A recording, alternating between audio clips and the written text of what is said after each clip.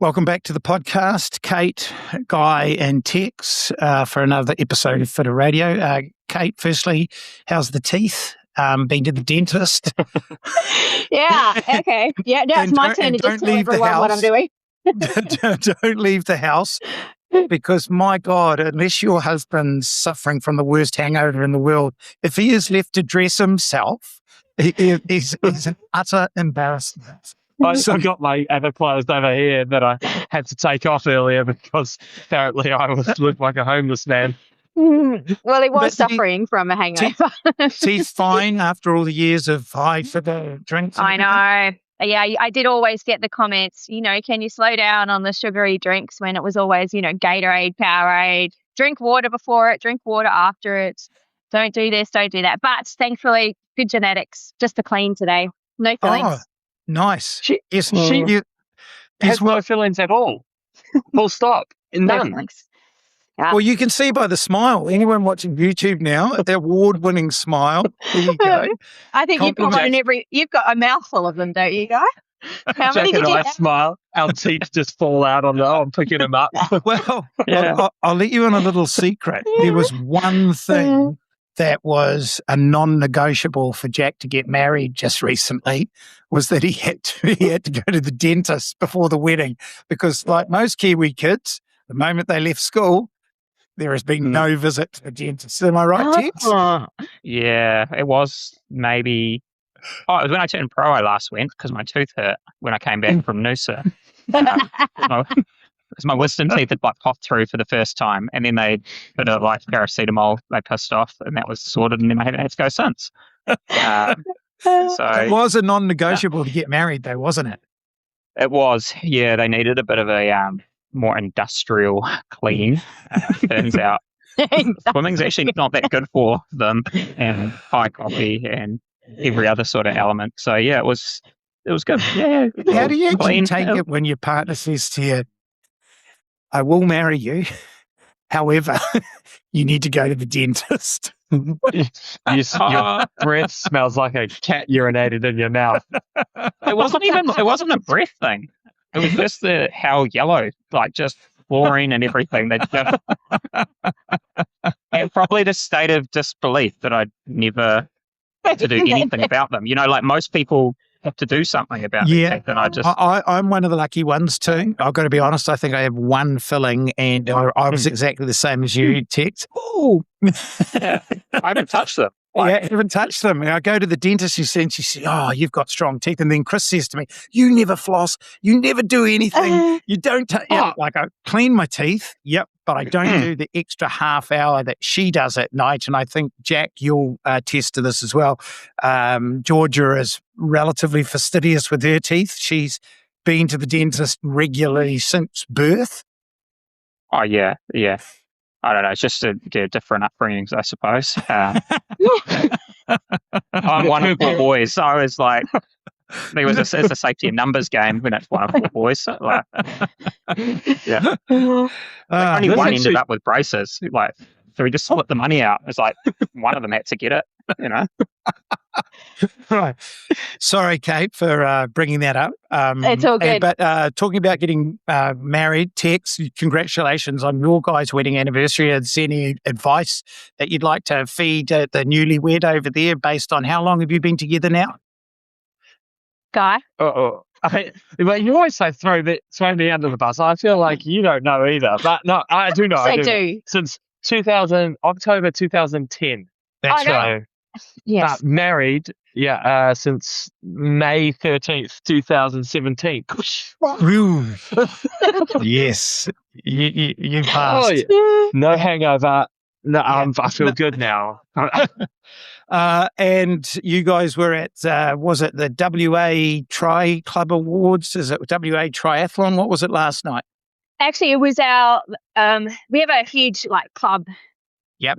Lots of clubs in WA for triathlon, really, lots of members, and you do training sessions. And we're members of Freemantle Triathlon Club, and they had their awards and AGM yesterday. And funnily enough, they, at the AGM, they inducted the new captain of the club into, for next season. And her name is Rebecca Spears. And she came up to us and she said, I've only been living in Perth for 3 years. She's from New Zealand, and she's been listening to your podcast for 10 years, she said.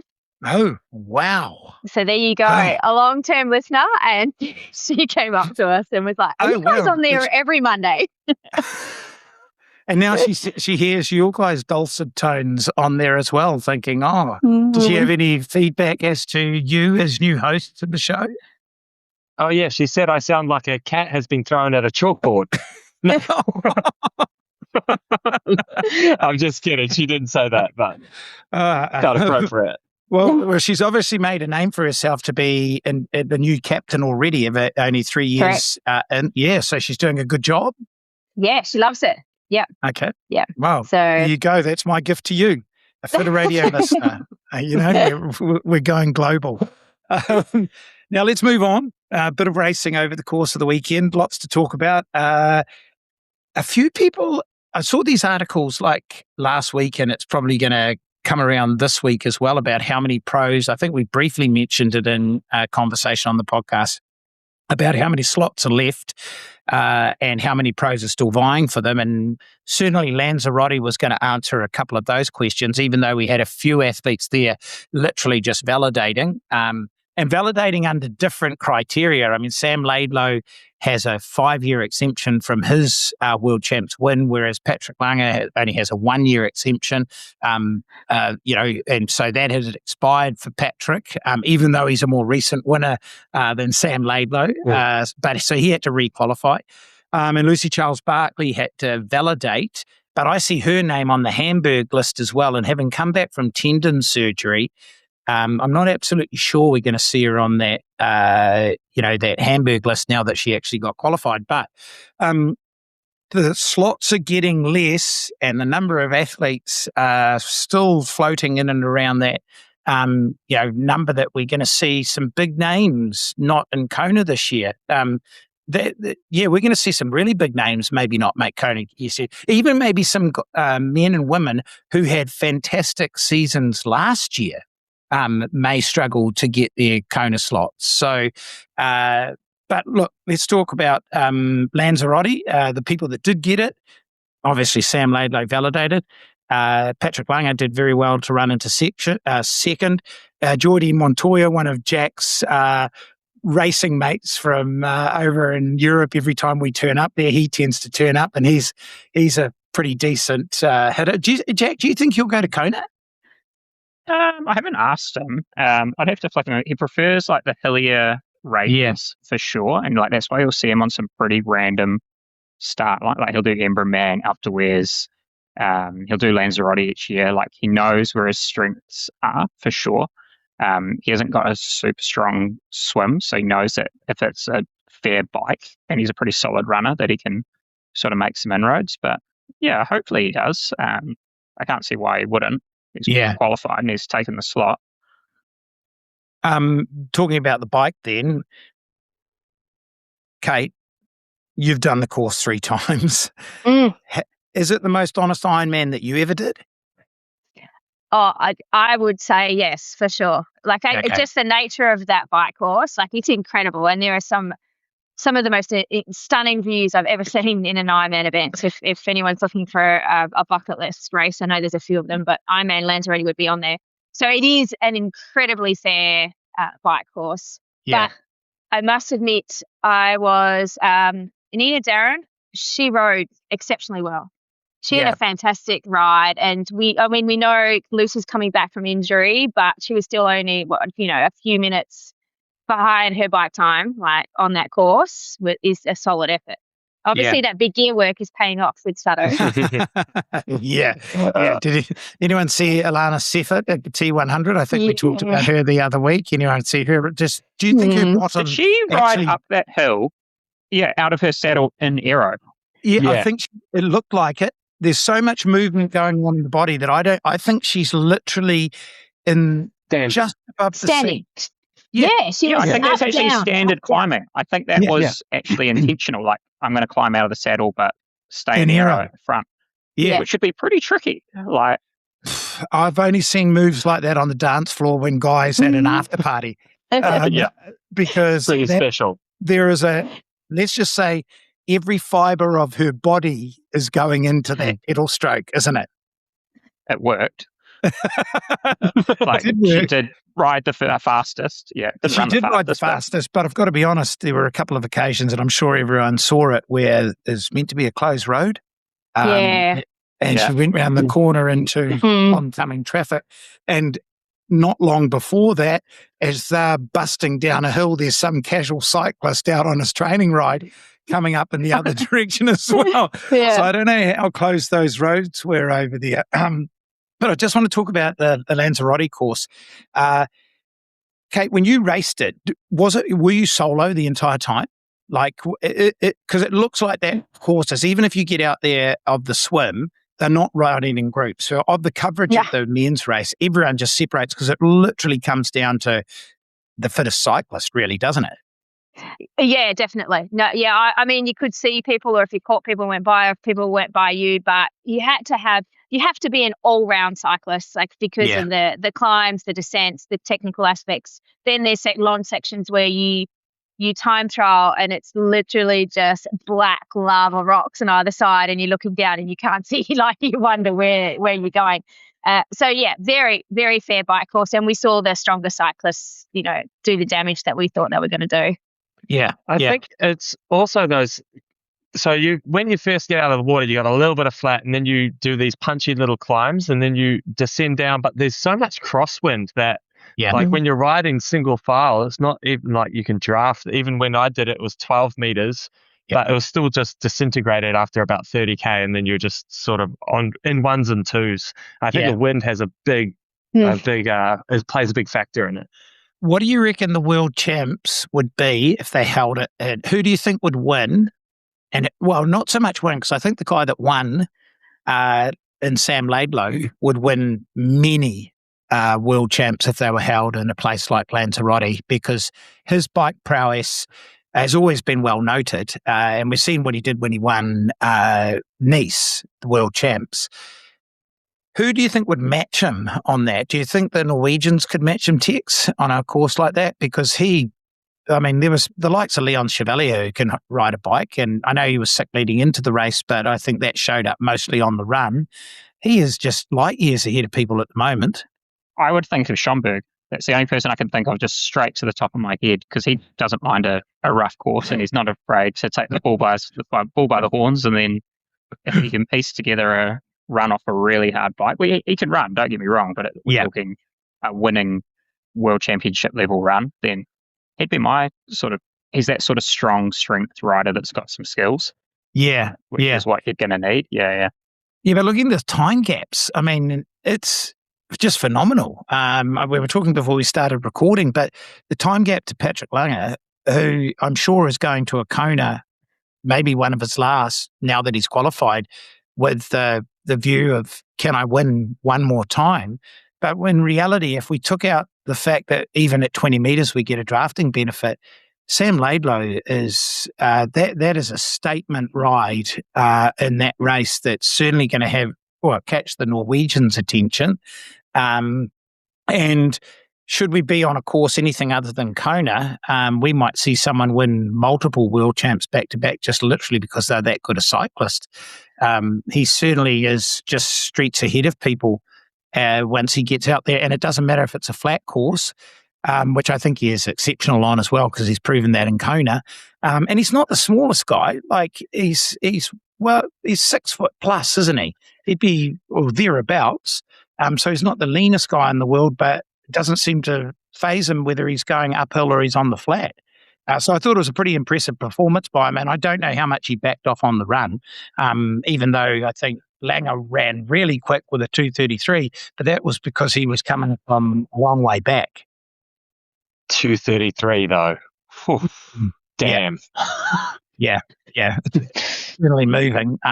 But he went under his own previous course record, Sam Laidlow, and Lange broke the run course record. What's the run like then? Either of you two that have done it, it's pretty flat though, but windy.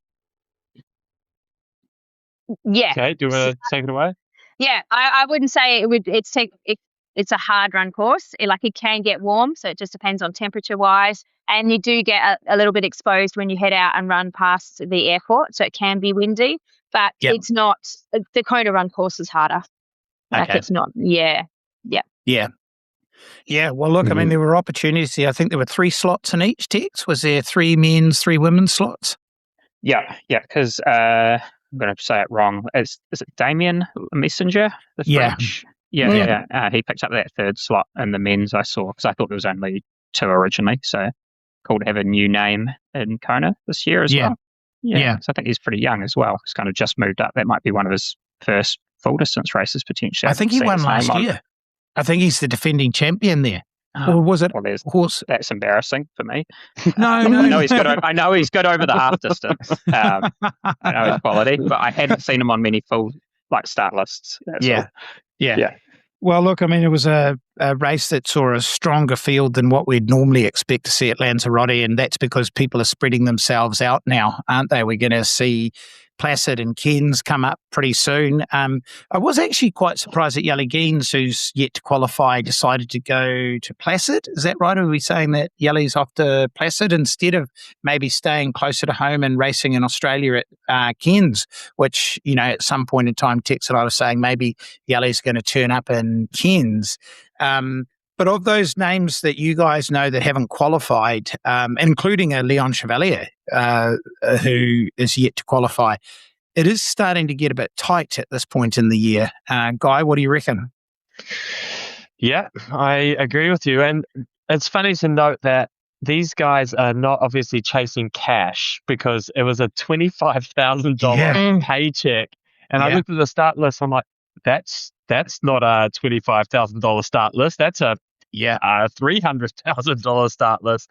So they are going around making sure they can tick that box, and then maybe they're thinking, I'll go make some money 70.3s later on. But yes, definitely interesting to see the caliber of athlete is not necessarily getting attracted by the dollars and cents. Maybe they're good enough to make money elsewhere, but well, Brazil's got a few interesting names. That's another race where I think Yuri Kurin's making his debut at the distance as well. Tex, do you know if his intentions, if he qualifies, going to Kona? I assume so, because he's training with Vincent Louis now in that sort of Girona group. So I think they're all planning on sort of doing a bit of work together, and they've all been training for that iron distance together. So I'd assume they'll all want to head over together, be the idea.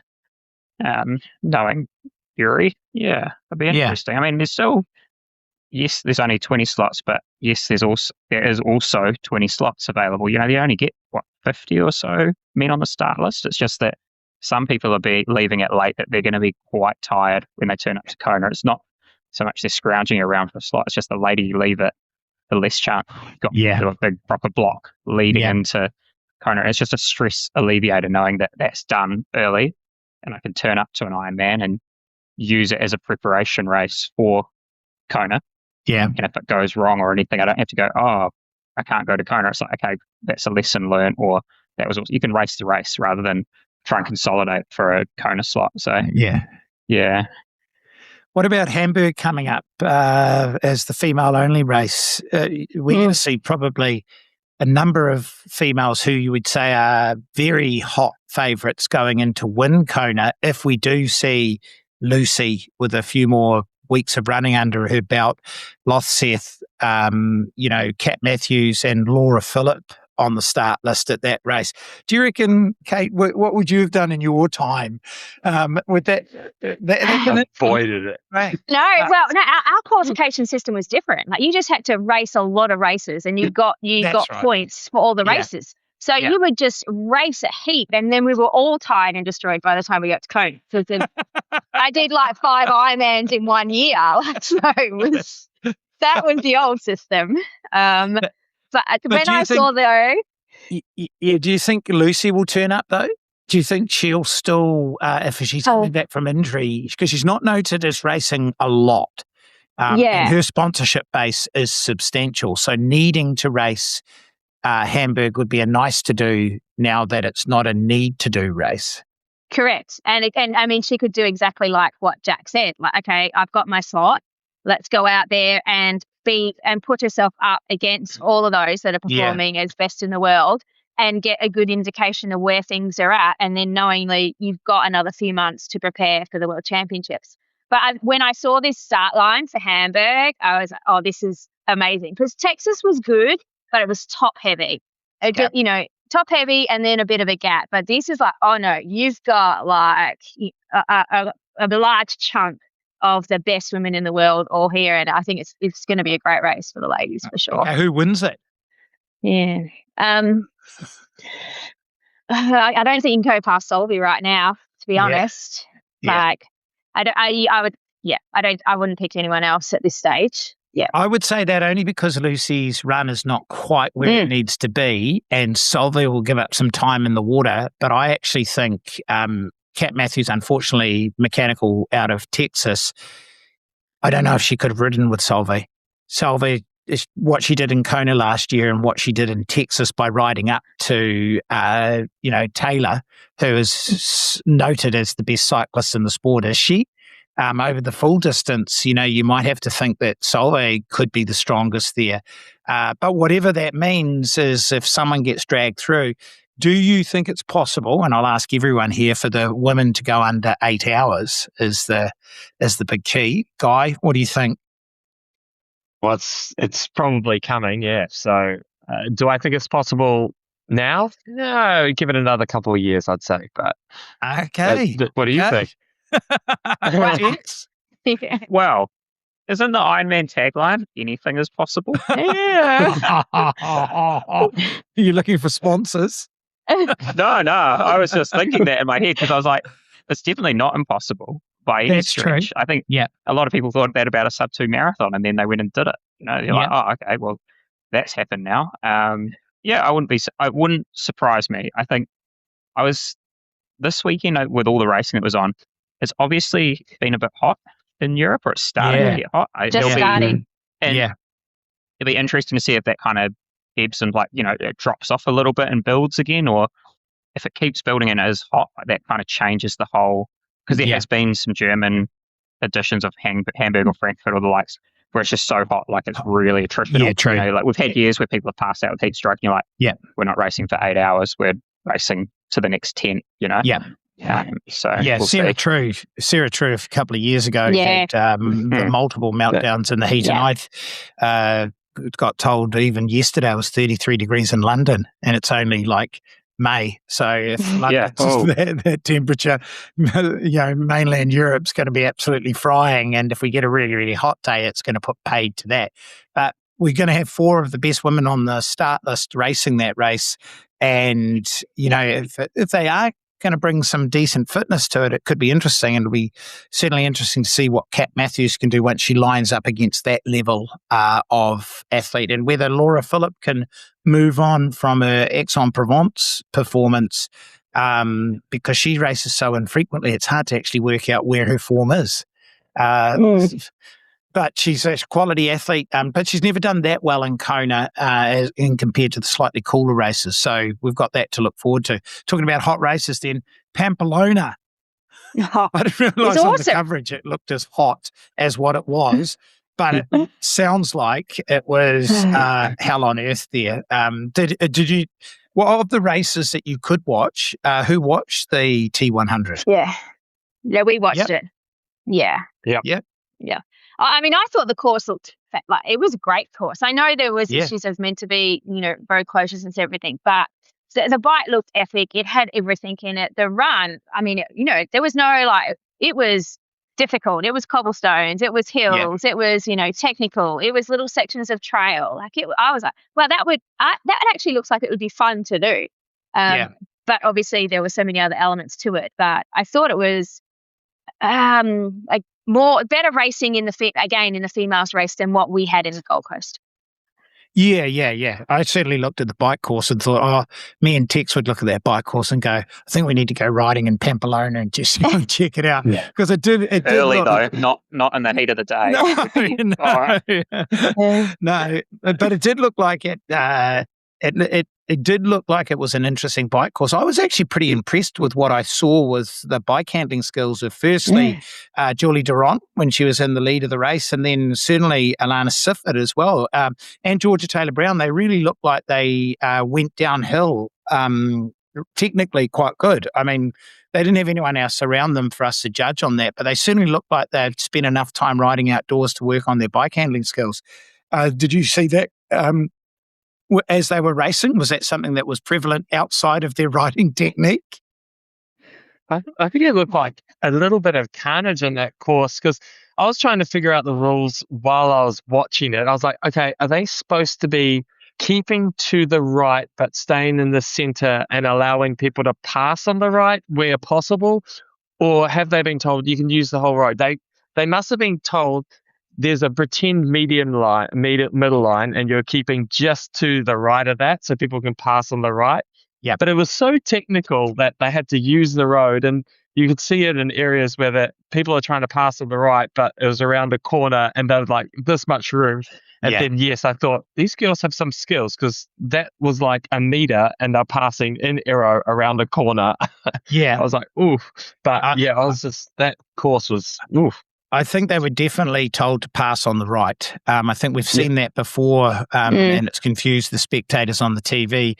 They don't want them passing because it would essentially mean crossing the centre line as such, or the imaginary centre line that they've used before. But it did look unusual at times, and they were certainly congested through that first part.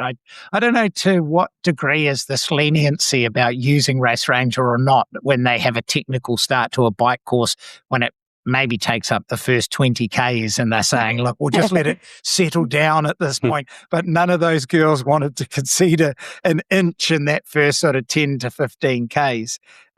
George Taylor Brown, as a cyclist, I didn't know. I think that was the area that she needed to do the most work on, but she's certainly done that. And she's probably training a lot with Vince, maybe doing some longer rides as well. But Tex, what do you think about her performance?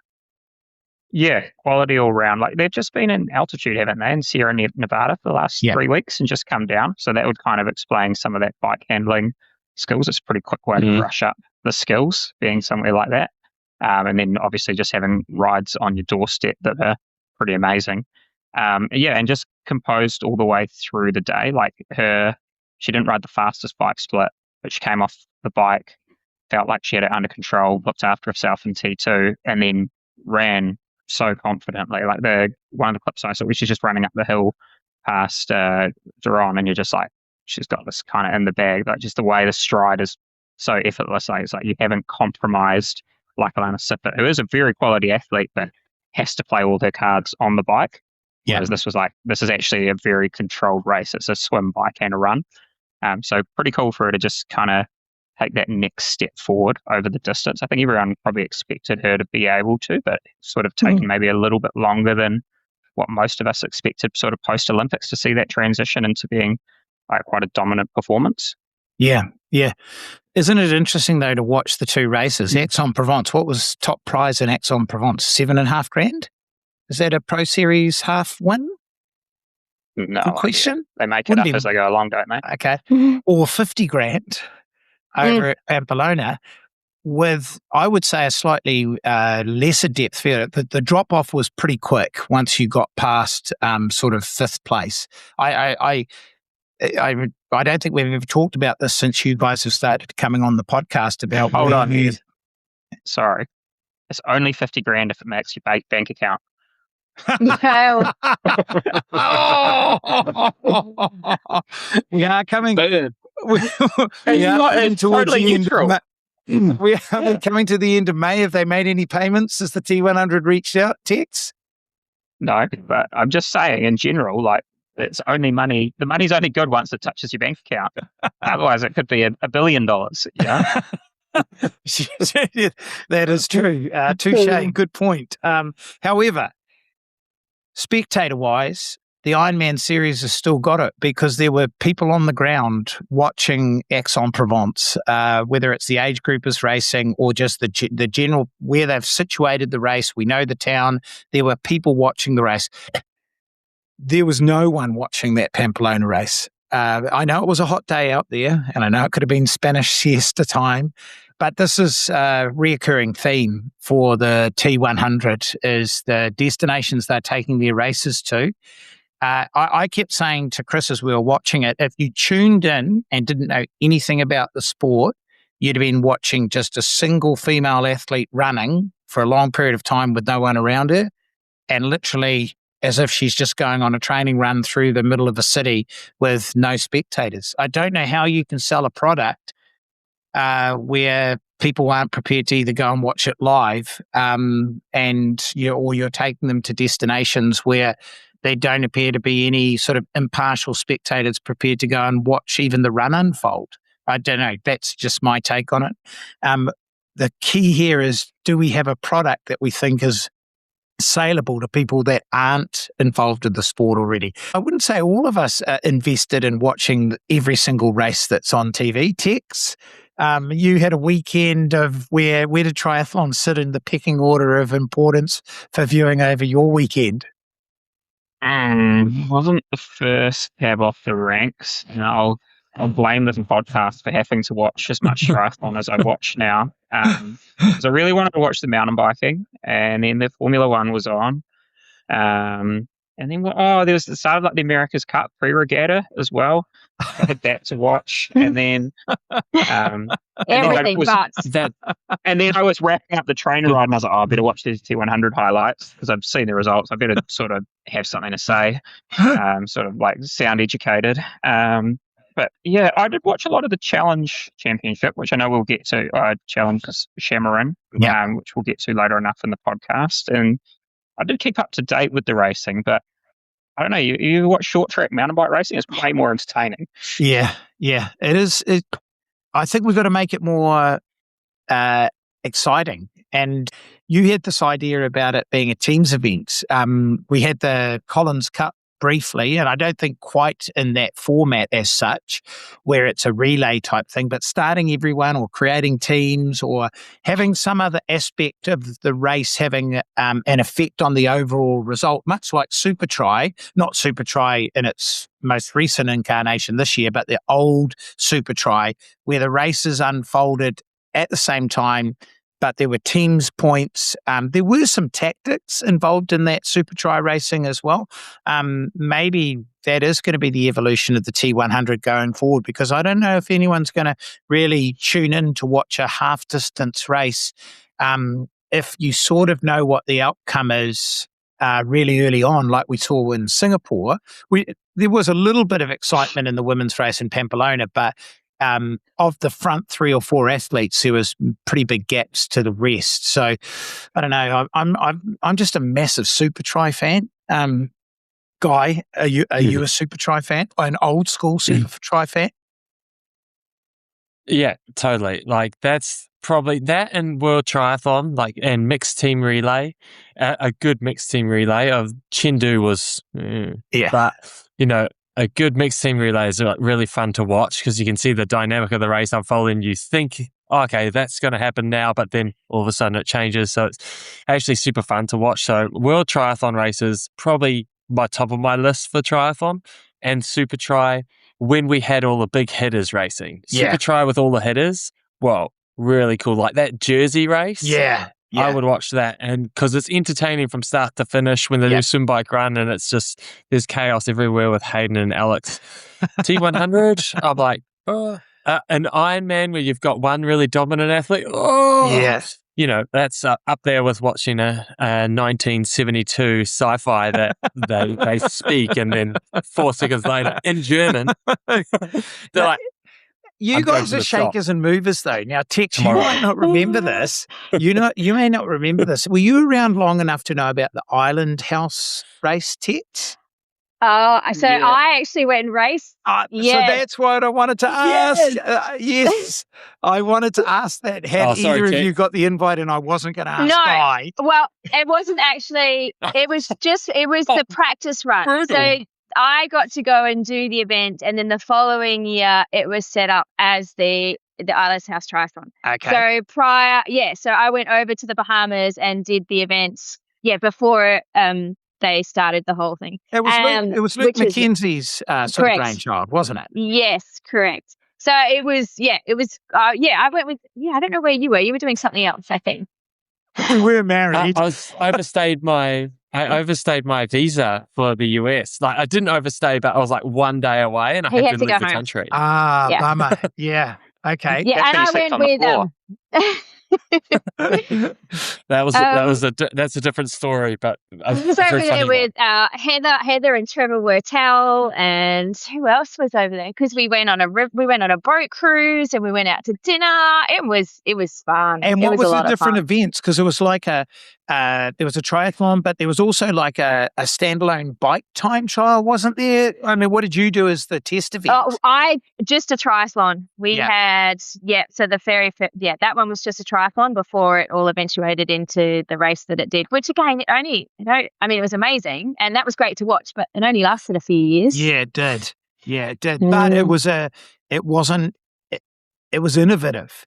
Like it was trying to do a few other bits and pieces, and maybe this is where the T100 needs to get to, because I just don't know that its existing package, and we keep getting promised that we're going to get more graphics and more information. And I mean, I just turn off. I mean, if they're selling to triathletes and you're a triathlon coach, when the heart rate data tells me that you're going at 90% of max for, 3.5 hours, I know that's physiologically impossible.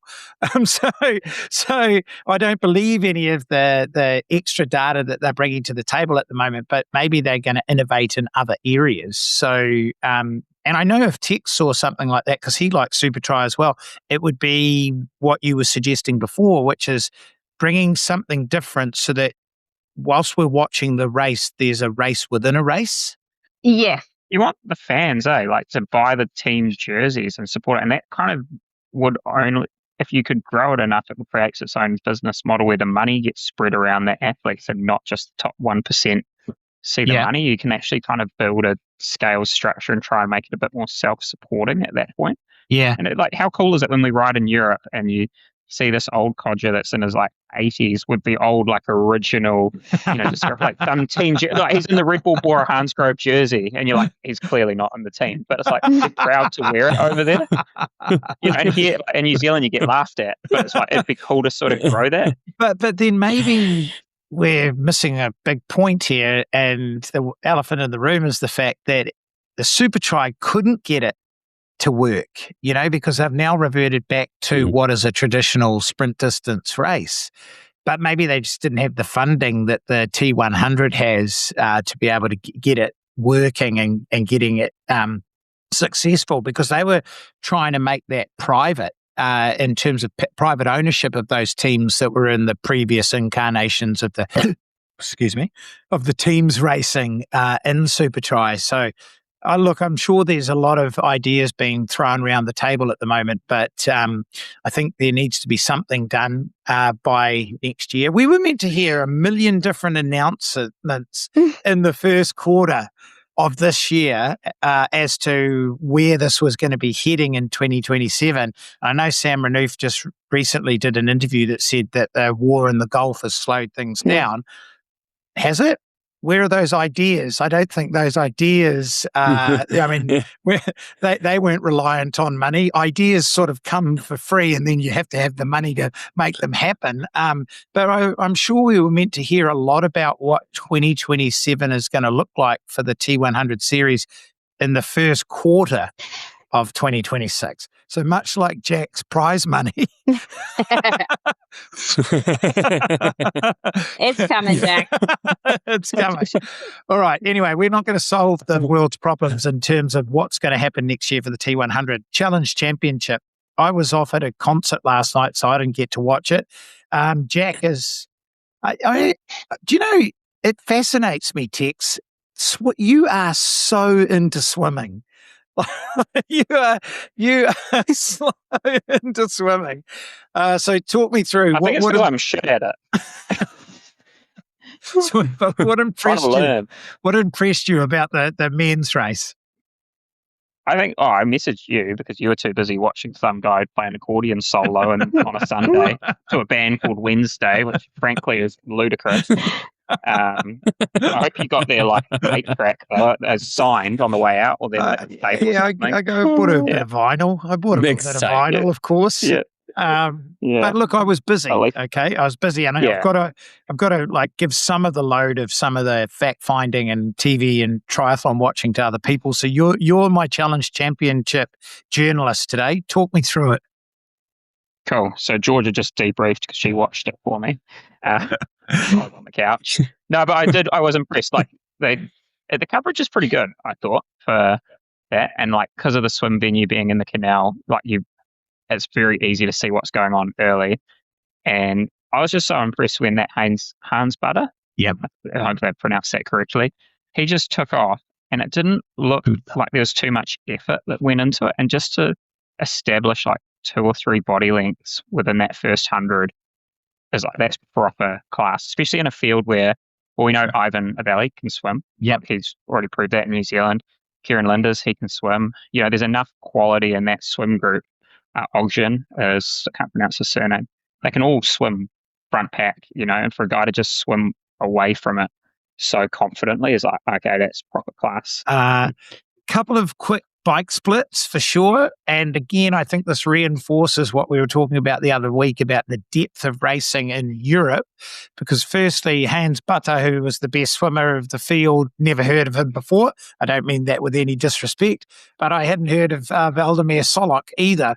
And he put down a bike split that was very impressive and very rapid, as everyone does in Samorin. And enough to still hold on for, was he third in the end? Second. Yeah, no, he was second. Yeah. Second. Harry Palmer, then, Valdemar Solok, and then Will Draper. So it wasn't like he obliterated himself on the bike, and he didn't run badly, like 112, I'm going to say, maybe, or 111. Like it was, still ran a good, what is a pretty technically demanding run course. He was, I think he's only been doing the distance for a year now, so he'll be a name to watch in the future, I imagine, over that half distance with his sort of prowess on the bike. It will be pretty impressive to see what he can start putting together. It's a big European race, isn't it? Really, like when you look at the field, there is a few sprinkling of overseas athletes. I think Lionel Sanders has won it once as well. People will travel across to it, but it really does show the depth of European racing. Caroline Pole taking out the victory in the women's after collapsing last year. That was another great result for her. But it shows the depth because there were some very, very quick ride times from the men in particular. Difficult swim conditions because that canal is freezing. And we know Tom Davis, a few of the athletes had some real difficulties there. But I just think it reinforces that depth conversation we had the other week, man, because I don't know any of those names if we talk about the men's race, but they went real quick. I mean, I know Harry Palmer and I know a lot of the Brits that go well at that middle distance, but there was a whole sort of host of young and up-and-coming men who can swim, bike and run really, really quick. 152 bike split guy. Pretty quick. Come on, guy. I feel like that ship sailed. No. I could probably do it. No, I'm just kidding. I cannot. How many watts do you think that is? Because he doesn't look like he's not a tiny human being. He must be like 350 or something. 350 is like the new half Ironman power. I can't. Yeah. I'm like, that's 8-minute power.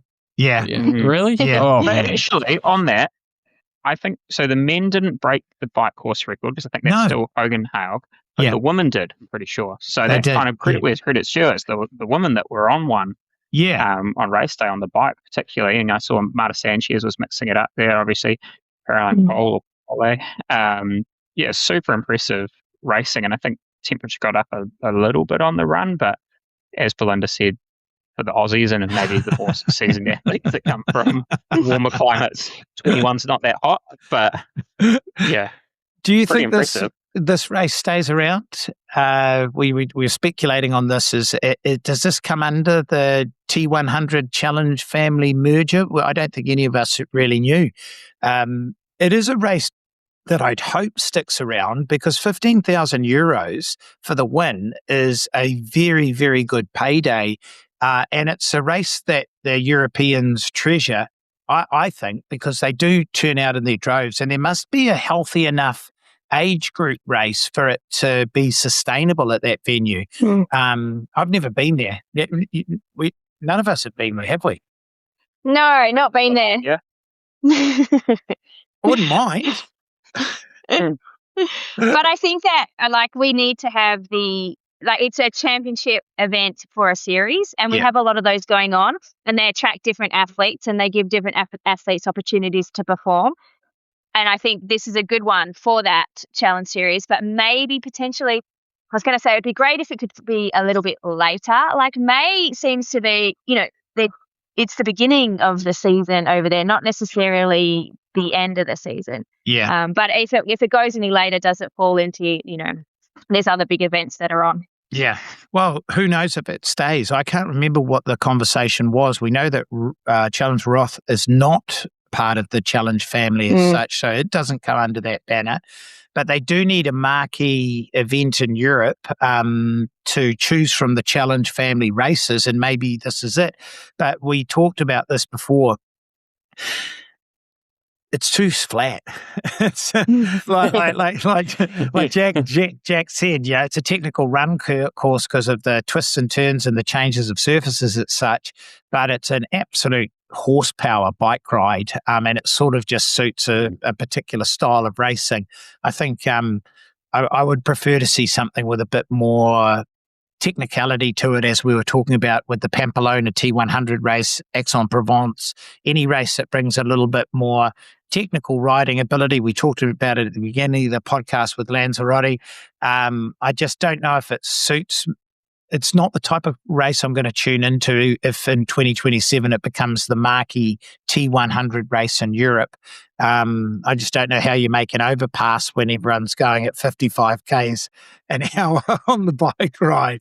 400 watts. At 400 350. Yeah, 350s. Yeah, yesterday's news, 400.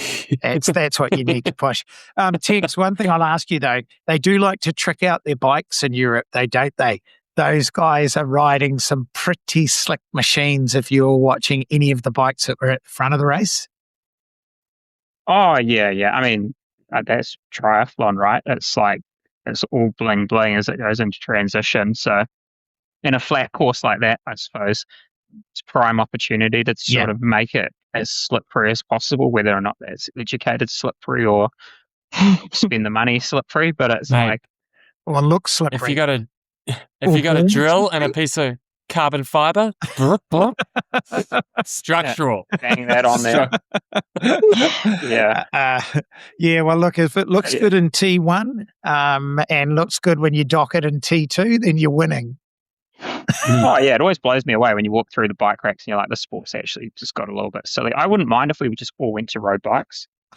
I think it would sort of just maybe tidy it up, especially when they get really ugly. Like some of the bikes now, and you always try and wind me up and send me memes online, and I'm just like, mate, it's actually getting a bit embarrassing for the sport, to be honest.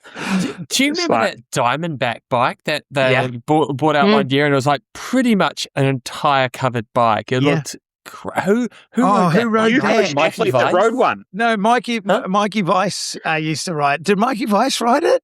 I feel like he did. And who else rode that for a little? It was ridiculous. Did Rachel McBride ride it as well? You would have had one of those Ceepos with the funny pork. I still have it. Oh, yes. I noticed that Kate was being very quiet there. I noticed, Kate, in your sponsorship of with Ceepo, were you requested to ride that any stage? I wouldn't say that we were forced to ride it. And actually, it was a really nice bike to ride. I did really like riding it. The only problem was it was heavy.